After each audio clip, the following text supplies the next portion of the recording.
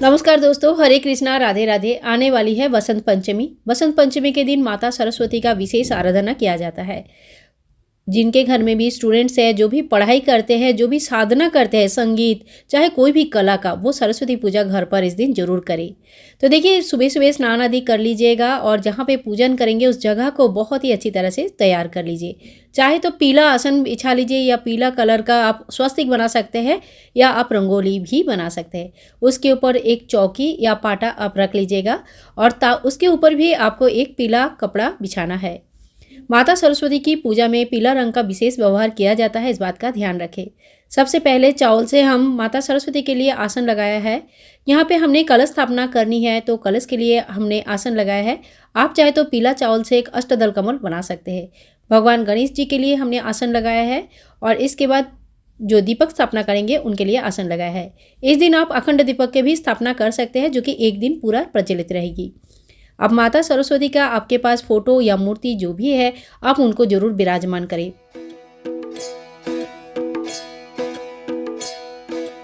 इसके बाद देखिए, माता के राइट साइड में यानी कि दाहिने साइड में हमें कलश की स्थापना करनी है। कलश में हमने स्वास्तिक बना लिया, कंठ में मौली बांध लिया और कंठ तक जल और गंगा जल मिश्रित करके भर लिया है। तो इस तरह से कलश को तैयार कीजिएगा। कलश में डालने के लिए आपको चाहिए एक हल्दी के गांठ, एक सुपारी, 2 इलायची, 2 लौंग और एक फूल, साथ में 1 रुपया का कॉइन। तो ये सारी चीज़ें जल में डाला जाता है। इसके बाद देखिए, आपको 5 आम या अशोक के पत्ते चाहिए, जिसके ऊपर आप हल्दी और कुमकुम से टीका कर लीजिएगा और इस तरह से 5 या 7 आम के या तो फिर अशोक के पत्ते का कलश के लिए तैयारी कर लीजिए। कलश को मैंने सजा लिया है और इसके बाद देखिए, इसके ऊपर एक पूर्ण पात्र रखा है जिसमें मैंने चावल से भर दिया।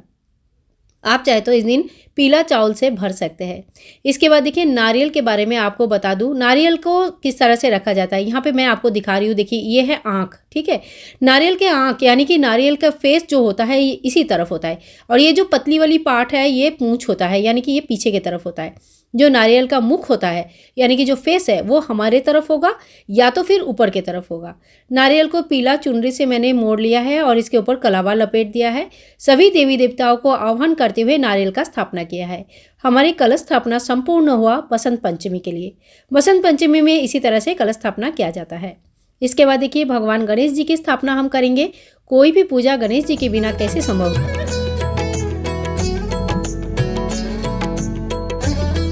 इसके बाद हम दीपक का स्थापना कर दिया है। नॉर्मल दीपक या अखंड दीपक, जैसे आपको सही लगे उस तरह से आप स्थापना कर सकते हैं। धूप प्रज्वलित कर देंगे। धूप दीप सब प्रज्वलित करने के बाद जगह को शुद्धिकरण कर लेंगे और फिर हम पूजा शुरू करेंगे। पूजा की पूरी तैयारी करके ही आपको पूजा शुरू करना है, इससे आपको बहुत आसानी होगा। तो देखिए, जो भी बुक्स आप पढ़ते हैं, चाहे धार्मिक किताबें हो, बच्चे जो बुक्स पढ़ते हैं, कोई भी आराधना कर रहे हैं, संगीत सीख रहे हैं, किसी भी प्रकार का कला से जुड़े हुए हैं, उन सभी चीज़ों को आप भगवान माता के सामने इस दिन जरूर रखें। अगर ऐसा कुछ नहीं है तो आप घंटी जरूर रख दीजिए, क्योंकि ये भी एक वाद्य यंत्र के अंदर ही आता है और हम मंदिर में डेली पूजन करते हैं। इसके बाद एक लोटा में थोड़ी सी हमने जल लिया है और इसी जल से भगवान गणेश जी को स्नान करेंगे। ओम गां गणेशाय नमः, ओम गां गणेशाय नमः, ओम गां गणेशाय नमः। फिर माता सरस्वती को स्नान कराएंगे। जय माँ सरस्वती, जय माँ सरस्वती, जय माँ सरस्वती।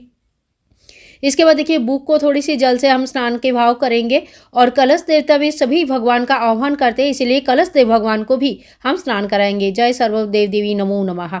वरुण देवता को स्मरण करते हुए कलश देवता को स्नान करानी है। इसके बाद हम अष्टगंधा चंदन लेंगे और सभी भगवान को टीका करेंगे। भगवान गणेश जी से हम शुरू करेंगे, तो जय गणेश, जय गणेश, जय गणेश। और फिर माता सरस्वती को टीका लगाने का विशेष नियम होता है, आप लोग देख लीजिए। तो सबसे पहले कपाल पे टीका किया जाता है, फिर स्फटिक के जो माला है उन पे टीका किया जाता है, हाथ में जो वेद है उनको टीका किया जाता है, दोनों हाथों में जो बीणा है उनको टीका किया जाता है, फिर माता के दोनों चरणों में टीका होती है और हंसराज को टीका होता है। इसके अलावा आपके फोटो में अगर और भी कोई देवी देवता विराजमान है तो आप उनको भी टीका जरूर कीजिएगा। इसके बाद हम देखिए कलश को भी टीका करेंगे, क्योंकि सभी देवी देवताओं को हम कलश में आह्वान करते हैं। और साथ साथ में दीपक को टीका करेंगे। दीपक की पूजा करने के बाद ही हमारा पूजन जो है ना शुरू होती है। तो इसी तरह से समस्त देवी देवता जो भी यहाँ पे मौजूद है, साथ में घंटी, देखिए मेरे पास नंदी बाबा का घंटी है, तो मैंने उनको टीका किया और रामचंद्र जी माता सीता को टीका कर दिया, क्योंकि मैं आजकल रामायण पढ़ रही हूँ। तो इसी तरह से सभी देवी देवताओं को जो भी हमारे पूजा में शामिल हुए हैं, सबको हम टीका करेंगे। आज के दिन हल्दी की व्यवहार विशेष माना जाता है, तो आप हल्दी की व्यवहार जरूर करें। सबसे पहले विघ्नहर्ता गणेश जी को हल्दी चढ़ाएंगे और सभी प्रकार का बाधा विघ्न दूर करने के लिए हाथ जोड़ करके भगवान से प्रार्थना करेंगे। फिर माता सरस्वती को भी हमने हल्दी से टीका कर दिया है।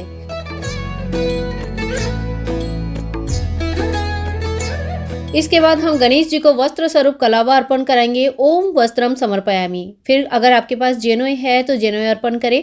भगवान जी को पीला जेनोय चढ़ता है, इस बात का ध्यान रखें। फिर आज हम गणेश जी को पीला फूल चढ़ाएंगे, क्योंकि आज पीला चीज़ों का विशेष महत्व है। आप ज़्यादा से ज़्यादा पीले रंग का व्यवहार इस दिन जरूर करें। इसके बाद हम माता सरस्वती को कलावा स्वरूप वस्त्र चढ़ाएंगे। अगर आप वस्त्र लेके आए हैं, चुनरी लेके आए हैं या माता के लिए लहंगा चोली लेके आए हैं, तो आप माता को इस दिन जरूर पहनाएं। और आपके इस दिन जो है ना, पीला चुनरी जरूर माँ को अर्पण कीजिएगा। अगर घर पे कोई पूजा के चुनरी है तो वो भी कर सकते हैं या नया भी ला सकते हैं।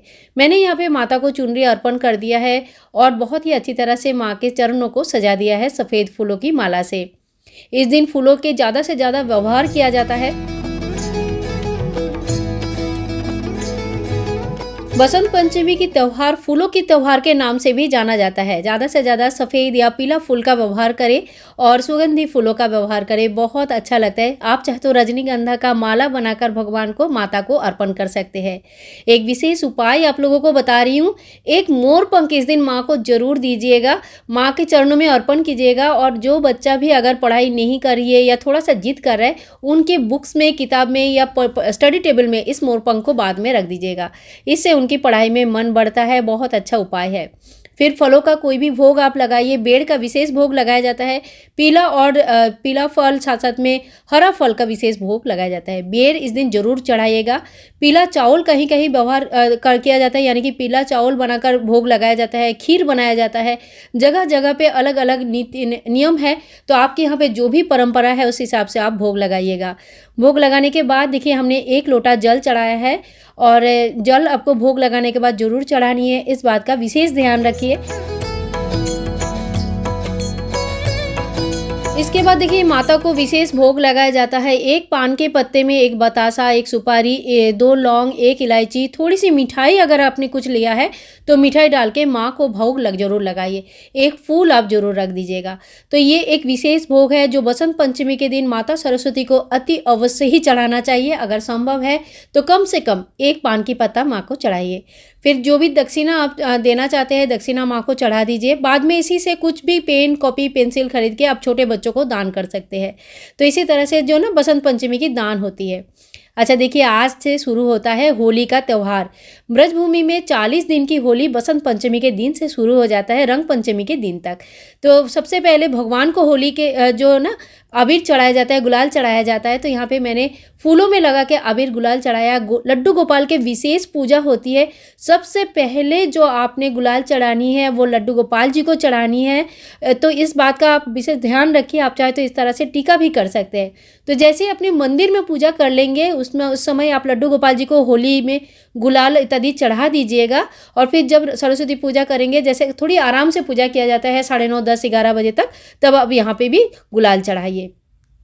आप देखिए, आपको पढ़ने के लिए एक चालीसा जरूर पढ़नी चाहिए। कथा पढ़ सकते हैं, भगमाता सरस्वती की जो वंदना आती है वो पढ़ सकते हैं। चालीसा बिल्कुल अगर समय नहीं है तो चालीसा पढ़ सकते हैं। बहुत छोटी सी किताब आते हैं, इसमें हिंदी और संस्कृत दोनों दिया रहता है। जब आप पढ़ेंगे, हाथ में 1 फूल ले लीजिएगा, एक ही आसन में बैठ के पढ़िए, आधा पढ़ के उठना नहीं चाहिए। अच्छा, यहाँ पे देखिए मंत्र उच्चारण के साथ साथ ना यहाँ पे यंत्र भी दिया हुआ है। सरस्वती माँ का फोटो मूर्ति नहीं होने से आप इस तरह का यंत्र बना लीजिएगा। उनकी भी पूजन अगर करते हैं तो वो भी सरस्वती पूजा ही है, ठीक है। तो आप इस तरह से यंत्र बनाकर, आप चाहे तो स्क्रीनशॉट लेके रख सकते हैं, या आपके पास चालीसा है तो वहाँ पे यंत्र बना हुआ होगा। तो यहाँ पे इस तरह से पूजन करने के बाद हम जो बुक है वो माता के सामने ही रख देंगे, फूल बुक के ऊपर रख देंगे। और इसके बाद माँ को हम आरती करेंगे। तो शुरू करते हैं आरती की तैयारी।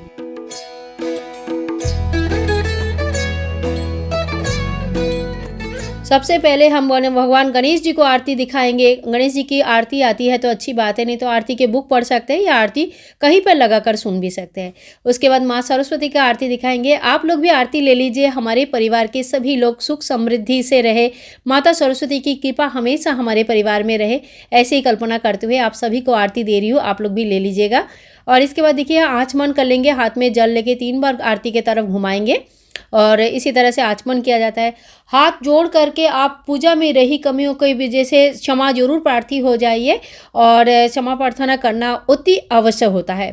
इसी तरह से घर में हमें सरस्वती पूजा करना चाहिए। आशा करती हूँ समस्त विधि विधान के साथ बहुत ही सरल उपाय से बिना पंडित जी के घर पर आप पूजा कैसे करेंगे मैं बता पाई हूँ। कोई क्वेश्चन रहेगा तो आप हमें कमेंट बॉक्स में पूछ सकते हैं। वीडियो अच्छी लगी तो प्लीज़ एक लाइक कर दीजिएगा और चैनल को सब्सक्राइब जरूर कीजिए।